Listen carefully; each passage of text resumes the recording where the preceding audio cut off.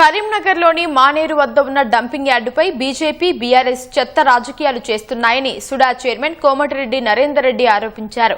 గత 10 ఏళ్లలో రంగుల కమలాకర్కు డంప్ యార్డు కనపడలేదా అని ప్రశ్నించారు. భారాస ఎమ్మెల్యే పాడి కౌశిక్ రెడ్డి చేస్తోన్న దీక్షపై మండిపడిన ఆయన భారాస నేతలు ఉరి తీసుకోవాల్సిన అవసరం లేదని, ప్రజలు ఉరి తీశారని విమర్శించారు.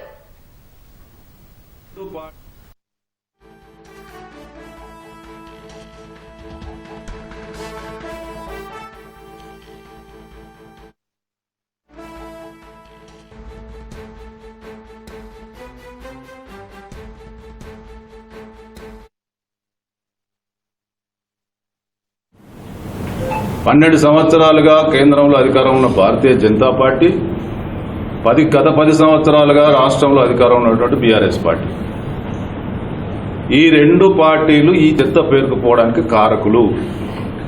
ఈ సమస్య పరిష్కారం అయిన రోజు మిగతా అన్ని సమస్యలు పరిష్కారం అవుతుంది. ఇదే సిరిసపల్లిలో వేస్ట్ ఎనర్జీ ప్లాంట్ పెట్టినా కూడా ఎవరు ఏమన్నారు, ఎందుకన్నారంటే అక్కడ నీకు చెత్త పేరుకుపోయే అవకాశమే లేదు. ఎంతైతే ఇన్కమింగ్ అవుతుందో అంత వస్తుందో అంత నీకు దాన్ని క్రష్ చేసిన తర్వాత ఇంకా పోగెక్కడిది, వాసన ఎక్కడిది. కాబట్టి ఈ ప్రజల ఇబ్బందులకు కారకులైనటువంటి మీరే ఇవాళ ప్రజలు తప్పుదో పట్టించు దొమ్మరిగడ్డలు కొడుతూ నిరాదీక్షలు చేస్తూ ఉరేసుకుంటాం, లేకపోతే ఇంకేమో చేసుకుంటాం.